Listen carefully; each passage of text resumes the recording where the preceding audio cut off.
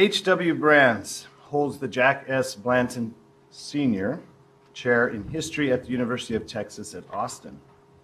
A New York Times best-selling author, he was a finalist for the book, for the biography Pulitzer Prize, The First American, The Life and Times of Ben Franklin, and traitor to his class, The Privileged Life and Radical Presidency of Franklin Delano Roosevelt. Among his many best-selling books is The Man Who Saved the Union, Ulysses S. Grant in War and Peace. A visit to Professor Brand's website reveals that he's been tweeting a haiku history of the United States titled The American Saga, 17 Syllables at a Time. So get on Twitter for that. This hasn't kept him from his writing. Yet another biography of Ronald Reagan now, titled Reagan, the Life. That's due out in a couple of months. And if Amazon is to be believed, he's got pretty much all the big feet blurbing his book, including our very own Richard Brookhiser. The title of his lecture is Lincoln and Grant, Achieving the Peace.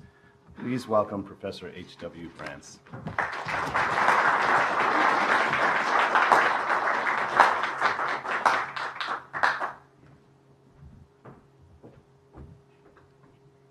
Thank you, Lucas, for that kind introduction. Thank you all for coming. I'm always flattered when people come to hear me talk when they don't have to come. I teach at the University of Texas, and I flatter myself to think that my lectures are kind of interesting. But I know perfectly well that if the students weren't going to be tested on the material, if they weren't required to take the courses, there would be many more empty seats than there are. None of you had to be here. You all chose to be here. So I'm delighted that you could come. I'm flattered by that, and I will do my best to make it worth your while. The title for the weekend's event is From Civil War to Civil Society. So how do you get from the war to the peace? And I'm going to address that, focusing particularly on Ulysses Grant, with Abraham Lincoln coming in. But before I get to that directly, I'm going to pose the reverse question, the question of how did we get from civil society to civil war? Because if you want to figure out how you're going to get out of a war, it's very worthwhile to keep in mind how you got into the war. And I'm going to ask you to participate in this, because I'm going to try to exercise your imaginations and to increase my understanding of some very fundamental questions of society. I've been teaching for over 30 years. Teaching history for over 30 years. And in all that while, I have gradually concluded that the most important questions of history, the most important questions we put to history, are relatively few, and they're very profound. And one of the critical questions, and it's a question that I pose to every one of my classes, almost regardless of what the title of the class is. It's a very simple question. It's a question that's quite appropriate to this group today. The question is, why is there war? Why does war happen? And I put the question to my students because I want them to think about why, I teach American history, so why the United States has gone to war, but to pose it sort of in a larger way, because I don't claim to have studied every human society and civilization ever, but I've never encountered one for which war was not a fundamental part of what that society and culture does. And war is almost never a small deal. I mean, it's not trivial for any society. It's a big deal for nearly every society.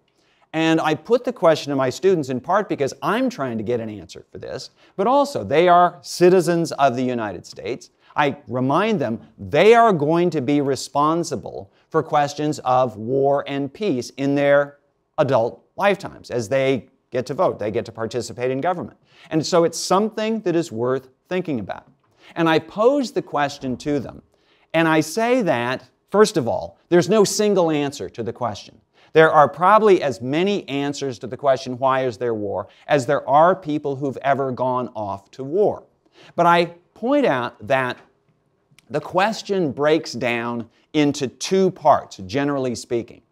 And now I will tell you, that the students that I teach at the University of Texas are by and large of typical undergraduate age.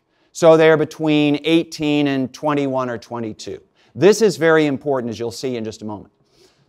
So I tell them that the decision for war in nearly every society, or every organized society, is something of a two-stage process. And the way I put it to my students is, it begins when people like me. Now, what I mean when I say people like me, people as much older as my students are as I am. So people of, say, middle age, adulthood. They, for a variety of reasons, the reasons vary from time to time and place to place, people like me make a decision. And the decision is, let's go to war. In the United States, traditionally, the president would ask Congress for a declaration of war, and Congress would approve, and the nation then would be at war. But when Congress and the president say, let's go to war, Congress and the president never mean, let's us go to war. Congress and the president mean, and now I point to my students, let's you go to war. And so I ask my students, and I say, we will talk about why Congress and the president, in the 20th century, Congress gets kind of cut out of this, and presidents have authorized war more or less on their own authority, but nonetheless, Congress has gone along. So there is this decision by the political apparatus, let's go to war. But then there's a second decision. And the second decision is, and now I point to my students, the second decision is by people like you, because I point out to them that historically, the age of undergraduates is the average age of the armies of history. Fighting war is a young man's game. And I ask them, why have people like you gone off to war? Why have you gone to war when the decision for war has been made by people like me? What is it about war that draws you in?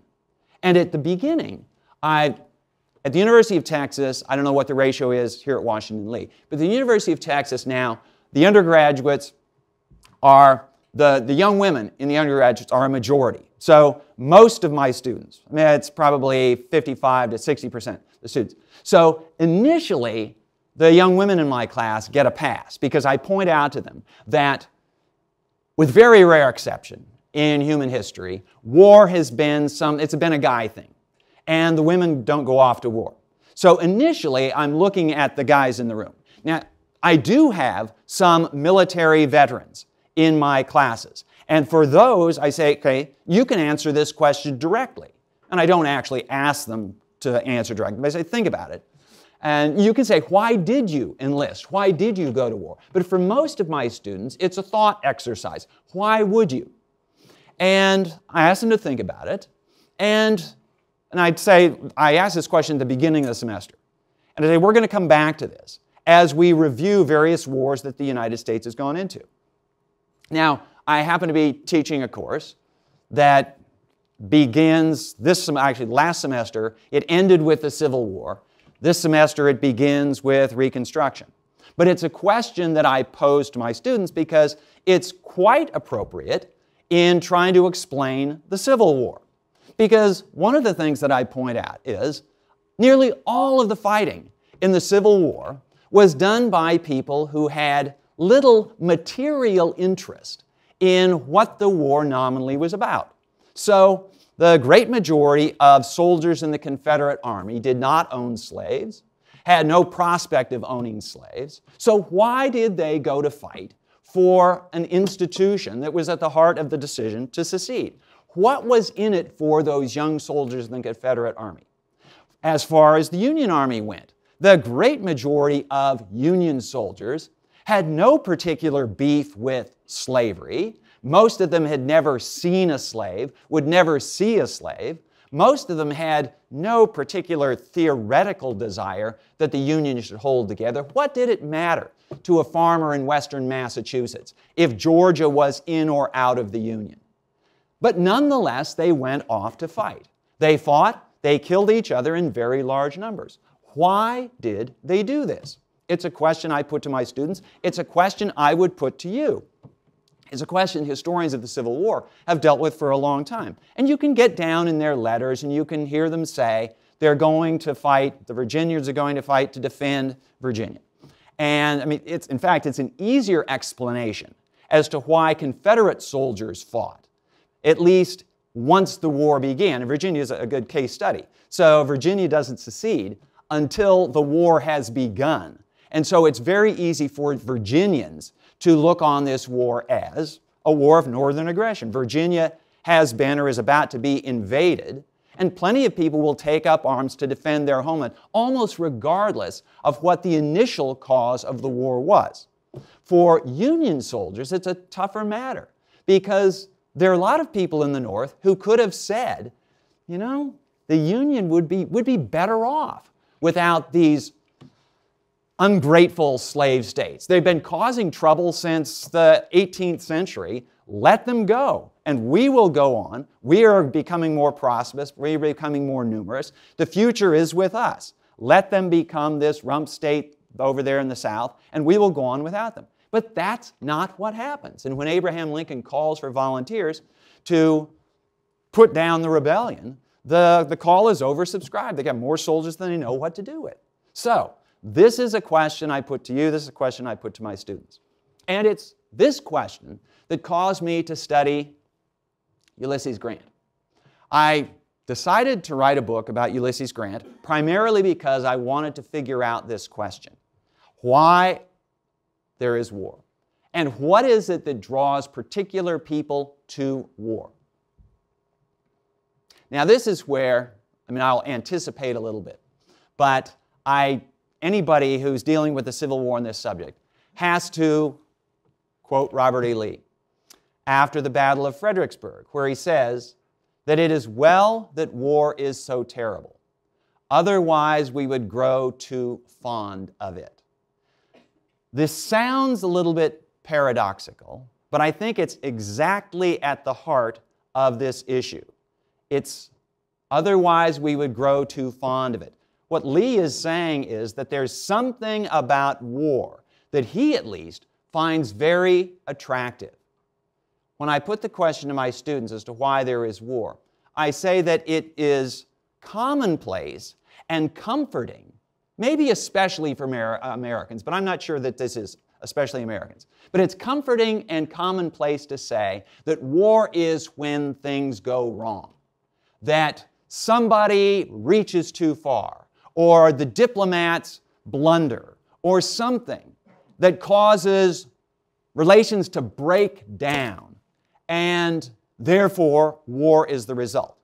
And I say that's comforting because it suggests that the default setting of human society is peace. And I think Americans certainly like to believe that that's so. When Americans go off to war, we fight these wars, and there's always this hope and even an expectation that this might very well be the last war. If we can fix this one, if we can end this war, then we'll get back to what we like doing. We get back to peace, and that's the default setting, and then all will be well. Now, maybe we realize that somebody else is going to come along and screw it up later, and we'll have to do it again. But there isn't any, it's American belief that there isn't any internal compulsion to war. Okay, now, keep that one in mind, because I'm going to argue that, yes, indeed, there is. And it's one of the things that drew the country to the Civil War, and it's one of the things that made getting out of the Civil War so difficult. But I'm going to tell you a little bit of the story of Ulysses Grant and how he got involved in all this. Ulysses Grant became the commanding general of the Union armies. On the Union side, he was the great military hero. But he was a very reluctant soldier to begin with. He grew up in Ohio, and he had no desire to be a soldier. He didn't even know he was going to be a soldier until his father came home and said, "You have been appointed to West Point." And it's a done deal. And his father, Jesse Grant, had not consulted his son, but Ulysses had shown no interest in the family business. He didn't have any particular prospects. He had no obvious talents to make his own way in the world. And so Grant's father figured, okay, I'll get him appointed to West Point, and then he's no longer my problem. So Grant, young Grant, said, well, he was he wasn't sure he wanted to do it. He knew he did not want to become a soldier, but it is what was his way out of Ohio, and it was a way to avoid going into the family leather business. He hated the business. It stank, and he just had no desire to do it. Grant had a conflicted relationship with his father for the rest of his father's life. Anyway, so Grant heads off toward West Point, and he's thrilled to be leaving Ohio. He gets on the first train he's ever ridden, but he has this idea that, well, okay, now that I'm clear of the family connection, now that I'm out of small town Ohio, maybe there's some way I won't actually have to be a soldier. And he imagined that, well, these trains, first one ever born, it could wreck. And maybe I could be slightly injured, and then I wouldn't be fit for the military academy. Well, it didn't happen. And so he found himself at West Point. His given name was Hiram Ulysses Grant. He showed up at West Point and said, "I'm Hiram Ulysses Grant, reporting for service or whatever I'm supposed to do here." And they said, "Sorry, we don't have anybody by this name. We have a Ulysses S. Grant, Ulysses Simpson Grant." And he said, "Well, you got any other Grants?" "No." "Well, that's me, but the name is wrong. And so could you fix it?" And he was informed, "No, you can't fix it. What the War Department creates, the War Department will not uncreate lightly." It was not the first time or the last time that Grant would discover you can defeat the Confederacy, but you can't defeat the War Department. So he became Ulysses S. Grant. And this was at a time when Uncle Sam, as the mascot of the United States, was taking hold. And so Grant's fellows made great fun of calling him Uncle Sam, or he was known as Sam Grant while he was at the military academy. During his first year, Congress, in one of its fits of thrift, began to consider how to cut the budget. And there was serious consideration of defunding the military academy, because this is a nation of peace, and what in the world do we need a military academy for? Now, Grant, as one of the cadets, was silently rooting for the budget cutters, hoping that this will keep me from having to go into the Army. I did what I was supposed to do, but they shut down West Point. So I'm out of my obligation. It didn't work that way. So he finished. He was an undistinguished student. The one thing that he was really good at was horsemanship. He was a brilliant rider. So when he graduated, the Army, in its wisdom, sent him to the infantry. And Grant found himself a pawn in the politics of James Polk. James Polk was President of the United States. James Polk was determined to have not only Texas, which was annexed shortly before Polk became president, but California as well. And Polk tried to purchase California from Mexico, but Mexico, after losing Texas in a war, wasn't about to sell. So Polk sent troops, U.S. troops under Zachary Taylor, to the border between Texas and Mexico. And I say the border itself was disputed. And the Mexican interpretation of the border between the United States and Mexico was the Nueces River. The United States interpretation was the border was the Rio Grande. And the distance between the Nueces and the Rio Grande is anywhere from about 60 miles to 120 miles on the southern part of Texas. And Polk was determined that there would be war between Mexico and the United States.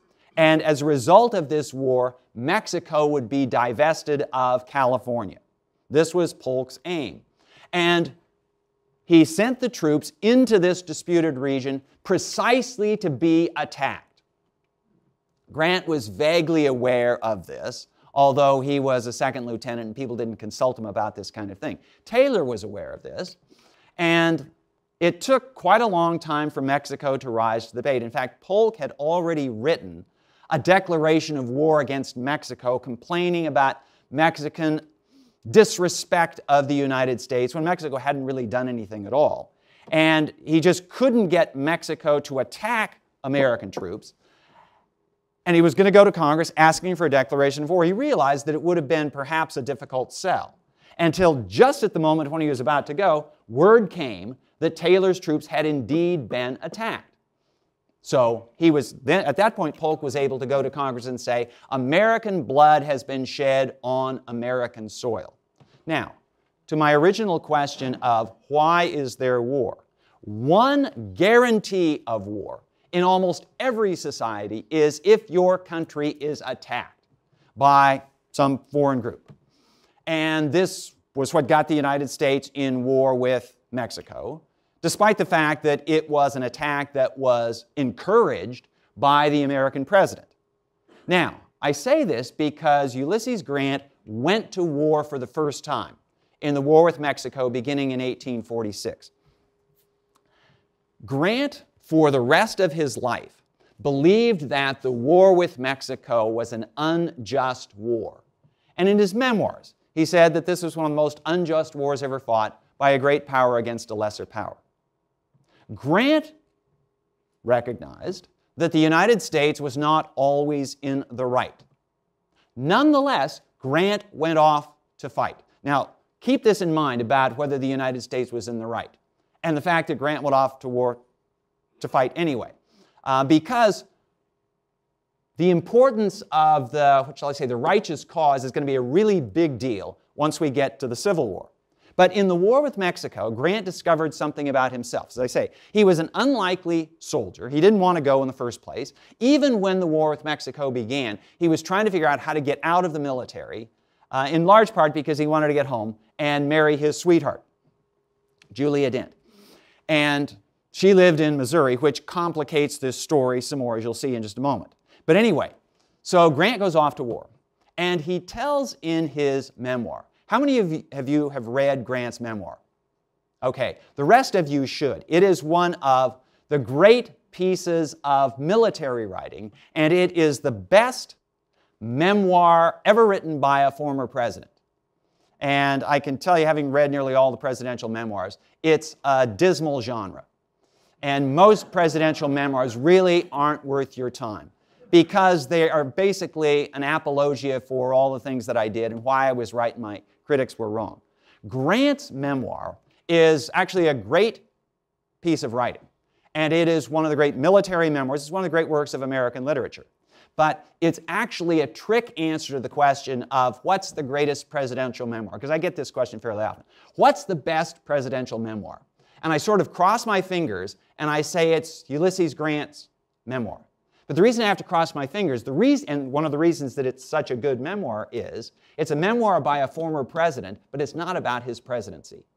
When you write about presidencies, things bog down, but it's a story of his life and how he became a soldier and how he commanded Union troops to victory. Anyway, Grant tells the story of his first engagement in the war with Mexico and how he grew more and more afraid as his unit was marching toward the sound of the fighting. And he says in his memoir that if he had had more moral courage, he would have turned and run. But he didn't, because he realized that for the rest of his life he would be accounted a coward by his peers, by his comrades.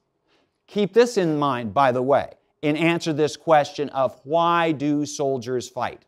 One of the principal reasons they fight is that they don't want to be considered cowards. There's enormous peer pressure that causes people to go fight. And this is where I told you that I give a pass to the young women in my classes at first, because they're not the ones going off to fight. But at this point, I bring them in. And I say, this is how it works. This is how it worked with Grant and the war with Mexico. This was how it would work in the Civil War. This is how it works in nearly every war. And so I identify some girl in my class who's sitting between two guys, just happen to be. And I say, okay, here's how it works.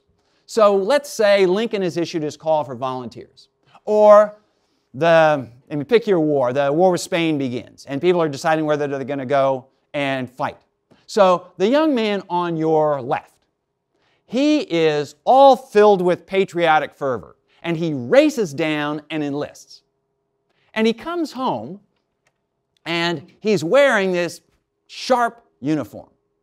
And has it ever occurred to you, have you noticed, that military uniforms, this is at least in the days before everybody just wears the fatigues. But military uniforms, especially dress uniforms, are designed to make young guys look good. They really show off the male physique.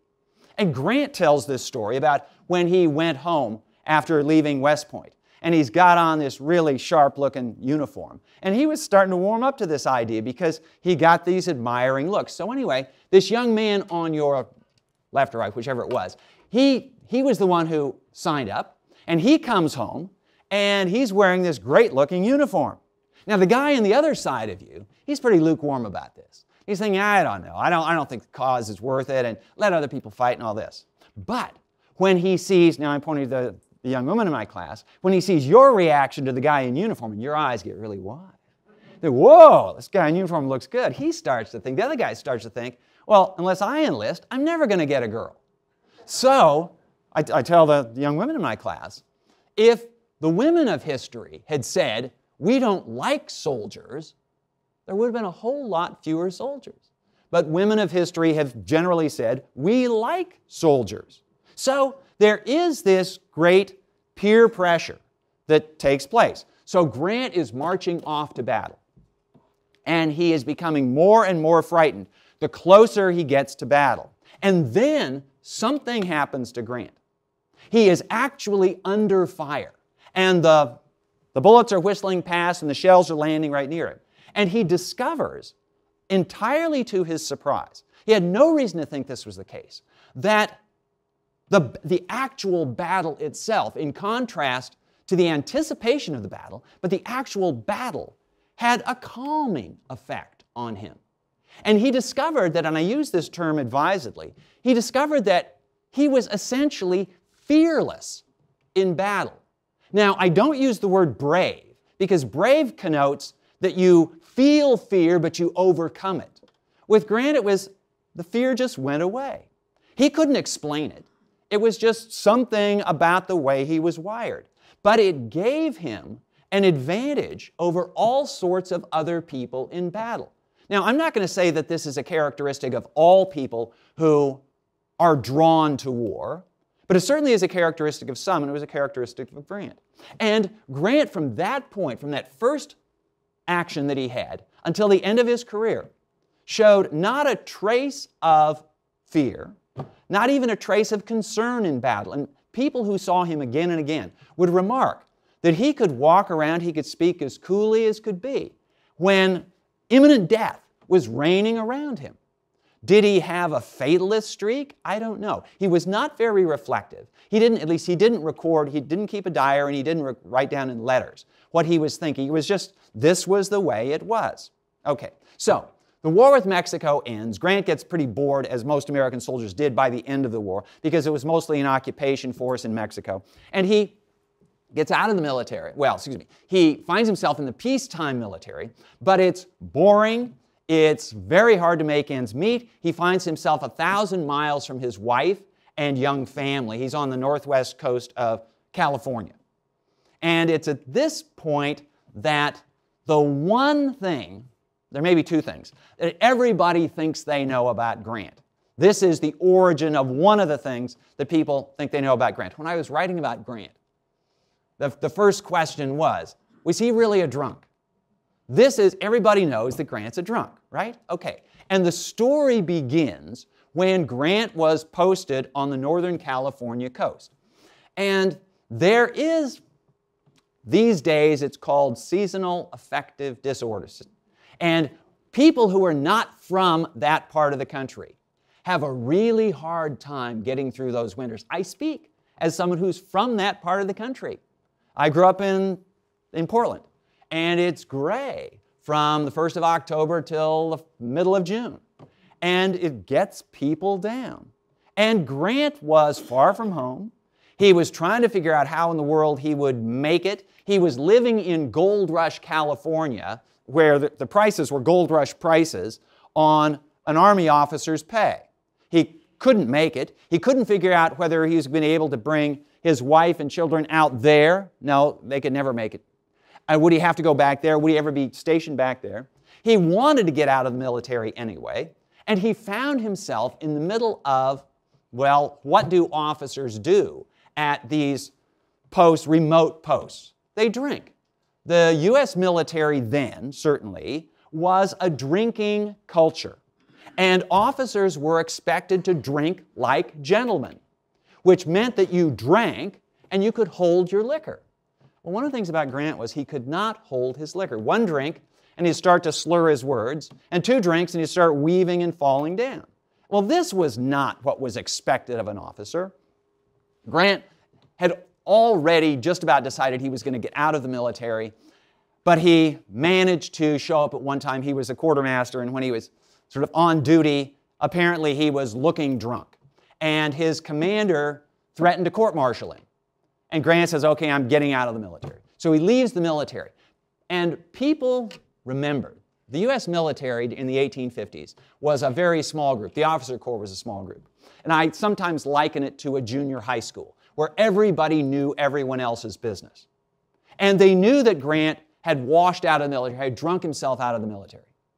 Except that nobody knew who Grant was. Nobody cared. That story would have died if not for what happened 7 years later. So Grant leaves the military in 1854, and he spends the next 6 years stumbling and bumbling and fumbling through one thing and then another. He tried farming and failed at that. He tried selling insurance and failed at that. He tried selling real estate and failed at that. He got a job as an engineer and a surveyor and lasted 30 days at that. And so in 1861, he found himself living in Galena, Illinois, working in an outpost of his father's leather business, the thing that he had fled when he was young. And now he was approaching middle age, and he had nothing accomplished. He had no future in front of him. And the picture you want of Grant at this point is he's playing on the floor of this rented house with his young children, and people around him they expect nothing of him. There's no reason to think that this guy has any particular gifts or he's going to make any mark on the world. And if there hadn't been a civil war, you never would have heard of Ulysses Grant. The world never would have heard of Grant. And he would have died in obscurity, having accomplished nothing. So, the war begins. The war was made by, as I say, sort of people like me. Lincoln and Jefferson Davis and the leaders of South Carolina secession and all this. The decision for secession and war was made at a higher level. But once the decision was made, the war came along and rescued Ulysses Grant. Rescued him from obscurity, rescued him for a life of mediocrity. Because the Union Army needed every officer it could get its hands on. Anybody who had military training, especially people who had been through West Point. Even someone who left the military under rather disadvantageous conditions. They brought Grant back in. And Grant discovered, he had earlier discovered that he had this fearlessness regarding the war, regarding war generally, and now he discovered he had a genius for command. Now, I'm not going to go through his campaigns, I'm just going to tell you what this genius consisted of. And I want you to think about this carefully, because I use the term genius, again, advisedly. He had this gift for military command. Now, part of it was, I'll call it intellectual or psychological, maybe intellectual. Grant had an ability to visualize the battlefield, to look at maps, to read reports as to where different units were, and he could look at maps and see the lay of the land, and he could visualize how these pieces would fit together. Now, this in a day when military intelligence was largely two-dimensional. There was, in effect, no third dimension. You couldn't get above the battlefield. There were experiments with observation balloons, but they weren't extensive. There was nothing like aerial reconnaissance. So you had to be able to look at this. Grant was able to do that. Grant also had a logistical mind. He could figure out where things needed to be and how to get them there on time. But Grant's real gift, the thing that set him apart from the five generals that Lincoln went through before he finally hit on Grant, was a trait that I would characterize as simultaneously admirable and appalling. And it's this. Grant was able, at the precise moment, at the moment of battle, at the moment of decision, to literally and figuratively pull the trigger. He could give the order to attack. in a way that Lincoln's previous generals could not. George McClellan was at least as good as Grant was at preparing for battle, at provisioning. His troops loved him. But McClellan could not give the order to go. He could not give the order to attack. Now, when I say that this ability, and this is, by the way, this is what distinguished Grant, this is what caused Lincoln to love Grant. As Lincoln said, that man will fight. He hadn't been able to find a general who would fight like that. I say this is admirable and appalling. Admirable because if you're in a war, if you're going to fight a war, you need somebody who can give that order, to give the order to attack. But it's also appalling in the following sense. Grant could and would walk around his camp on the night before battle, and he would talk to the soldiers, he would encourage the soldiers, knowing, certainly after Shiloh, after Antietam, after it became really clear how bloody the war was going to be, knowing to a statistical certainty that thousands of them would be dead or maimed for life by noon the next day. Knowing that, and he could still give the order. Now, as I say, it's admirable if you're going to fight a war, you need somebody to have that kind of steel. But it's also, it should at least take you aback. It should give you pause. Because it requires you, us, whoever's doing it, to violate one of the cardinal rules we're taught probably from kindergarten or from our mother's knee. And that is that we should not allow the ends to justify the means. But that's exactly what war is. War is about, we say the end is just, and therefore we will use pretty much whatever means are necessary to get there. Now, this is where the relationship between Lincoln and Grant becomes essential. Because Lincoln had come to that decision before Grant did. Before Lincoln's other generals did. Lincoln had made this decision that the end of holding the Union together is just, and it can justify almost any means necessary.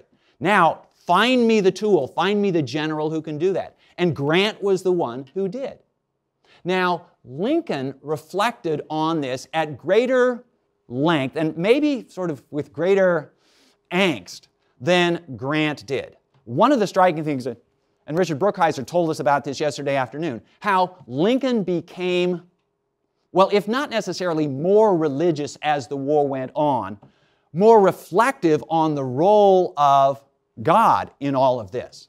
And if you look at Lincoln, if you read Lincoln's speeches and his writings, culminating in his second inaugural, he's basically saying, if you kind of parse it out, that this is God's will. He doesn't quite so far as say God made us do it, but he does say that God could have stopped this war, but he didn't. And the war continues. And so Lincoln is wrestling with the tremendous responsibility. I don't know if Lincoln exactly felt guilt over it, but it's certainly responsibility for this huge war. Because the Civil War was the work of lots of people. But if there's one person who could have said there will not be a war, it was Abraham Lincoln. Lincoln could have chosen not to respond to Southern secession by calling for armed resistance. And if Lincoln had taken the course of James Buchanan, then the South would have peeled away and there wouldn't have been a war. So Lincoln was the one. He believed he was right. He believed he was justified. He had to believe this because by this time, 500,000 people were dead. And Lincoln knew that if I had made a different decision, those people would not be dead. Now, Grant took the same view, but Grant was somewhat sheltered from this because Grant was taking orders. Grant had demonstrated in the war with Mexico that he realized that the role of the soldier is not to make these strategic political decisions. The role of the soldier is to make military decisions. And so Grant could basically hand it off to put the responsibility on Lincoln. I serve this president, the president says we're going to do it, and so I'm going to do it. But Grant did believe, and he did comment on this, that he believed that the cause of defending the Union justified the price that was paid. Okay. Now, let's go to the end of the war. So Grant wins. He accepts Lee's surrender at Appomattox Courthouse, and the peace begins. But the trouble is that the peace didn't really begin. And here's where I'm going to come back to this question of why is there war? What is it that appeals about war? I'll summarize a little bit. For somebody like Ulysses Grant, and I would say the same thing for Robert E. Lee, and for nearly all of the major commanders on both sides, the Civil War was the great moment of their lives. If the war had not come along, would there be a statue to Stonewall Jackson just down the street? No. The world would never have heard of Stonewall Jackson. The world would hardly have heard of Robert E. Lee. War makes heroes. And here we like heroes. War makes heroes. We make heroes out of the people who succeed at war. We also make heroes out of people who lose at war. But people who will put their lives on the line for us. We make heroes of them. And this is exceedingly appealing. It's appealing for the people who become the great heroes, but if you simply observe our behavior toward men and women who are under arms today, I mean, notice how nearly every institution and as a group, we knock ourselves out to tell our men and women under arms how much gratitude we have toward them. Consider an 18-year-old today. Consider an 18-year-old back in 1861 who has no prospects. If you put on the uniform and take up arms in defense of your country and cause, then all of a sudden you are looked at differently. This is a huge step forward in the eyes of everybody else.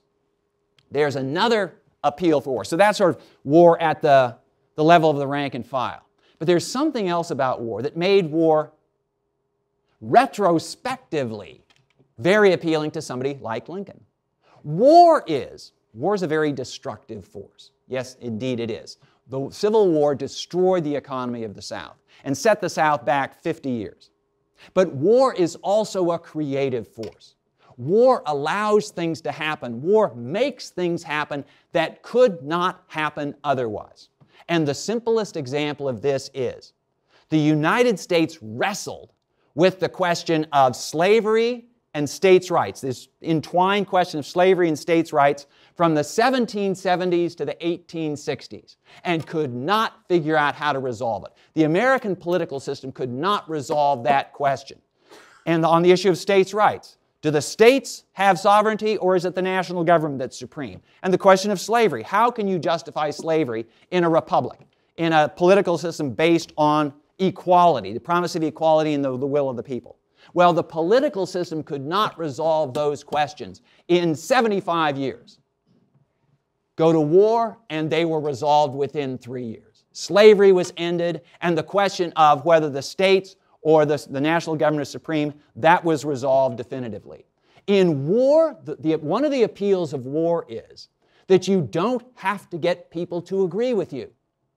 You can simply force people to do what you want them to do. In politics, in peacetime, the instruments that are appropriate, the only ones that are allowed, are the instruments of persuasion. Shift from politics, shift from peace to war, to the battlefield, and now you get to use the agents, the instruments of coercion. The North resolved these issues not by persuading the South, but the South was not persuaded that slavery was an evil institution, and it was not persuaded that the national government was supreme over the state's government. It was coerced into accepting that result. But, and here's the problem, wars end. And when wars end, you shift from the battlefield back to the political realm. You shift from the arts of coercion to the arts of persuasion. I wrote about Ulysses Grant because I wanted to see someone for whom war was what he was really good at. And people tend to gravitate toward those things that they're really good at. You can see it if you have a child who is a good dancer, or a good baseball player, a good swimmer, or a violinist, or whatever it might be. People are drawn, there's a sort of a competency reward in humans. What you're competent at, what you're good at, you do. So, Grant is made this hero by the war. But there's another reason I wrote about Grant, was that Grant allows me to look at the difference between war and peace. Grant was the Union commander, the hero of the Union's military effort, and then he became president during 8 years of Reconstruction.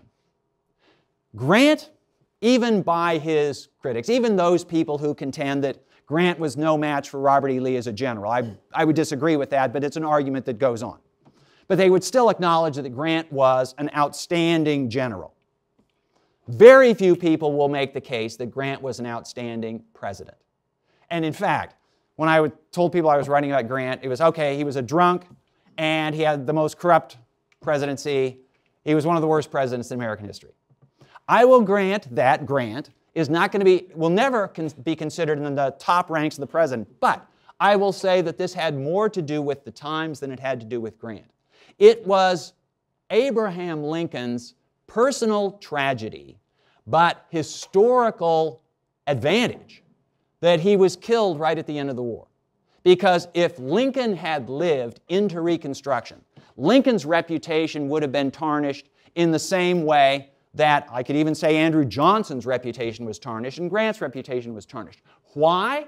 Because Lincoln's great accomplishments were accomplishments of war. They were accomplishments that were taken under executive authority. They were accomplishments that were effected by coercion. The war ends, and Lincoln is going to have to go back to persuasion. And he's going to have problems. Any president's going to have problems. He's going to have problems because at some point the South is going to be brought back into the Union. And the Southerners are going to be resentful. They're certainly not going to be reconciled to this new order. They're going to do everything they can to subvert it. It was forced upon them. Naturally, they're going to resent it, and they're going to try to subvert it. So there's a problem with the South. There's a problem with the other political party. Lincoln was a Republican. The Republicans ruled essentially uncontested during the Civil War. And the Democrats are going to come back in, and they're going to have a say. And then there's the whole question of dealing with Congress. Reconstruction, to some degree, was call it a congressional counter-revolution. Because during the Civil War, there was an executive revolution. Lincoln was by far the strongest president of the 19th century, and he did things that presidents could not do, cannot do during peacetime. He could do them on his own authority, including, at the stroke of a pen, in effect, wipe out the majority of the wealth in the American South by emancipating the slaves.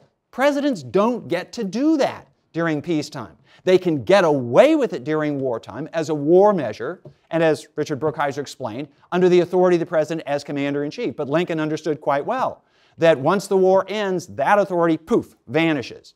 And now we've got to go back, and this is why the big deal about the 13th Amendment. I would suggest to you that absent the Civil War, the 13th, 14th, and 15th Amendments, ending slavery, granting citizenship to African Americans, and guaranteeing the right to vote, those would not have passed, could not have passed until the 1960s at the earliest.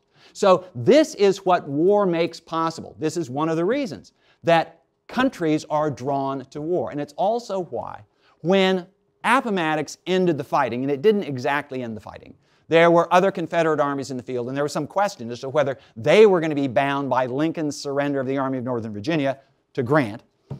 It turned out that they did, but there was considerable fear that they would take to the hills. Lee himself was heading toward the hills, that they would take to the hills and continue fighting. And there might be a guerrilla war that went on for decades more. Well, in effect, that is what happened. And the Ku Klux Klan, which emerged during Grant's presidency, can be seen as the irregulars of the Confederacy continuing the war under other guises. Now, Grant was able to suppress the Ku Klux Klan. He persuaded Congress to pass a force act, commonly called the Ku Klux Klan Act, that allowed him to basically do during peacetime what Lincoln had done during war: suspend habeas corpus, impose martial law, use the army to arrest people. He broke up the Ku Klux Klan. But Grant recognized that that is something you can do during war. During peacetime, maybe once, but you can't do it again. And this leads to the question I will leave you with at this point, and that is, there is a fundamental question, there's a fundamental problem of democracy. And it's a problem that tends to go away during wartime, as I've tried to explain, but it comes back during peacetime, and it's this. What do leaders do when what does the country do when a majority of voters insists on engaging in some activity that is fundamentally wrong? Now, what do I mean by wrong?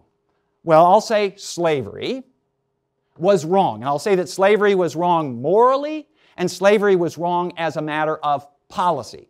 And I'm going to explain this. The way I'm going to justify slavery is, if you would ask most Southerners in 1861, is slavery wrong? Most white Southerners would say no. But jump ahead to our time. There is no credible public figure who will defend slavery and say that slavery was anything but wrong. So what you could say is that Lincoln was more far-sighted than those supporters of slavery.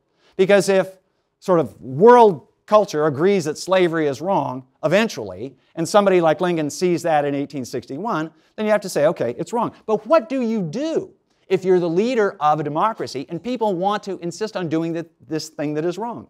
So there's that. You can't do anything. The American government was stuck over this issue. But continuing into Reconstruction, what Grant discovered was that the problem persists during peacetime. Lincoln could resolve the issue with an executive order, the Emancipation Proclamation. Grant could do no such thing as president because the South was gradually readmitted, and those people had to be persuaded. Grant was the last president before the middle of the 20th century to take civil rights for African Americans at all seriously.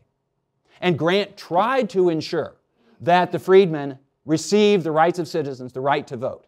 And he used the military to do it, but he understood that in peacetime, the military is a wasting asset. And he couldn't do it. And he was basically stuck against the refusal of the South to honor the promises of the 13th, well, 13th was okay, but 14th and 15th Amendments. What does a leader do in circumstances like that?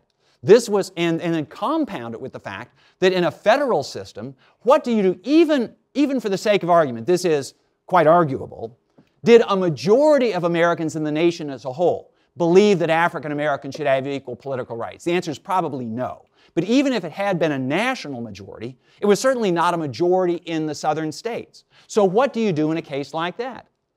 Well, you do the best you can, and you realize that change in a democracy during peacetime comes very slowly, which again is one of the reasons of the appeal for war.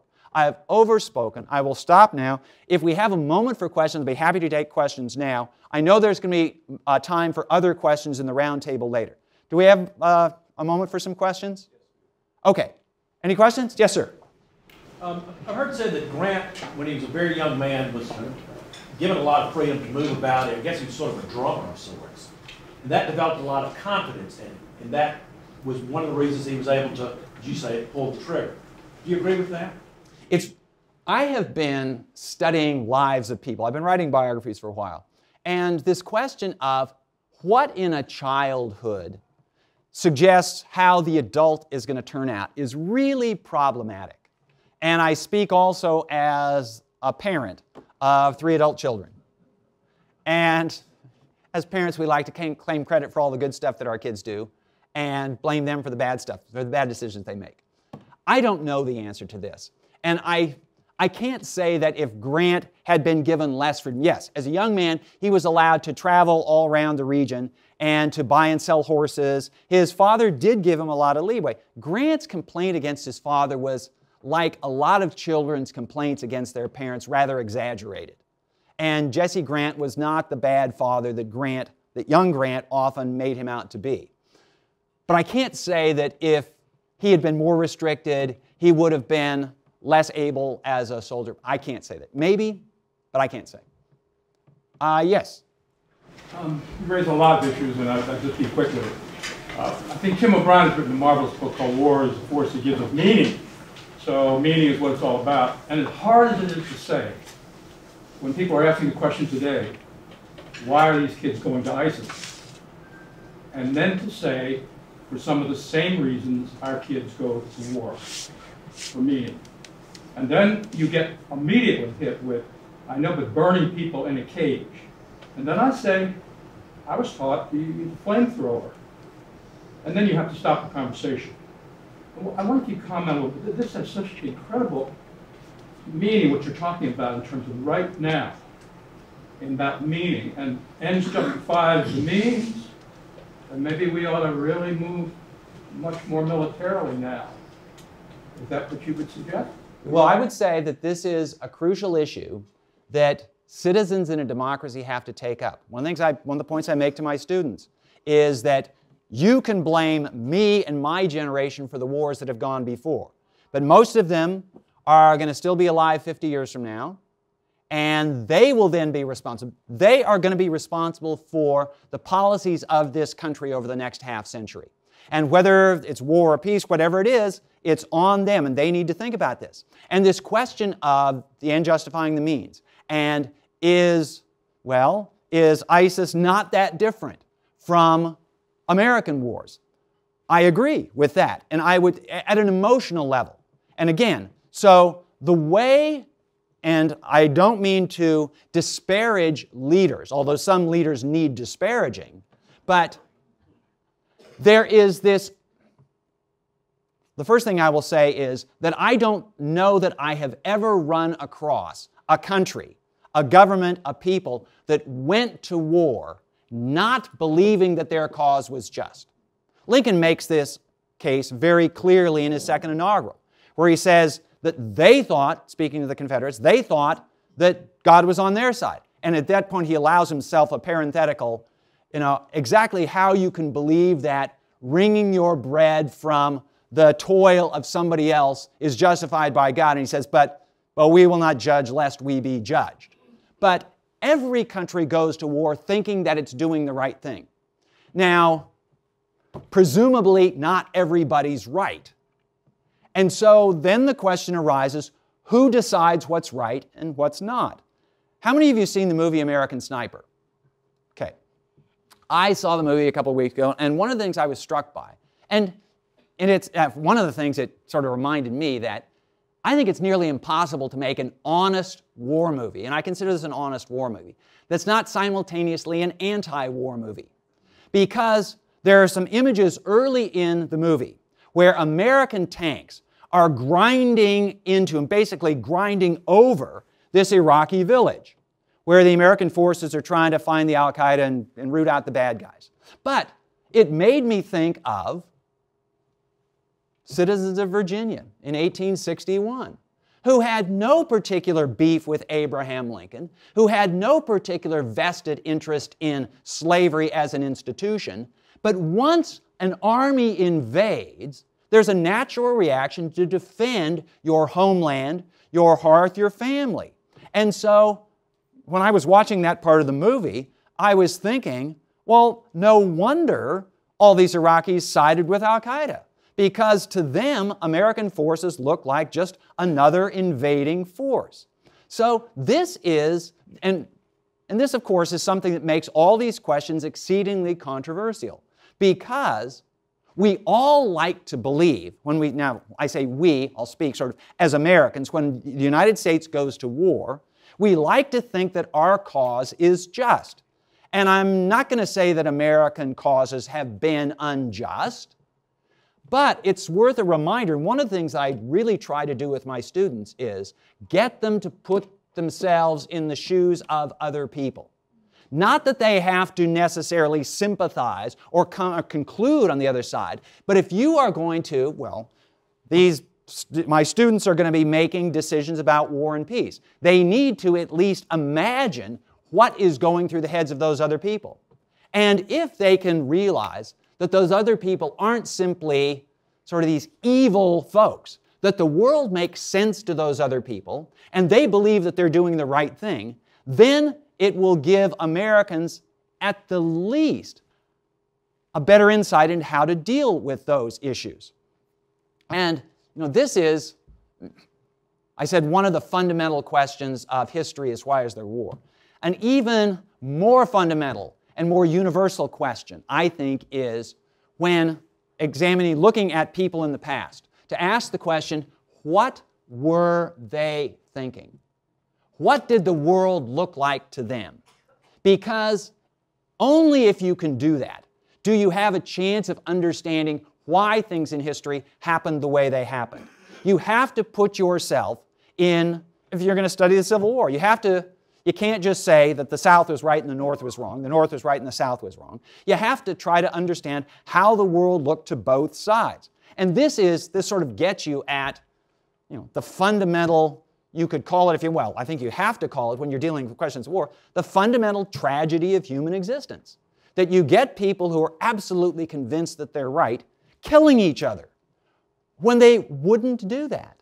And sort of a last appeal of war related to some of the other ones is that it is enormously liberating because all the ordinary restraints of life are off. And here I will cite maybe the best example.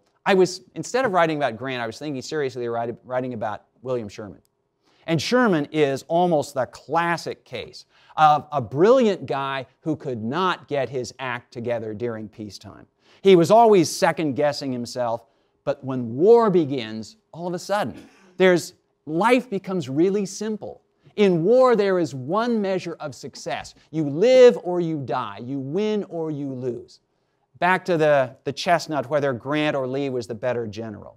Well, Grant understood that from history's standpoint, the answer is who wins the war. And if you win, you're the successful general. It doesn't make any difference whether the other guy was more brilliant as a tactician. Your job is to win. You use the tools, you use the techniques, you use the resources you have to win. Grant understood that, and that's why he won. I think I probably have to stop here. Thank you very much, and maybe we can talk more later.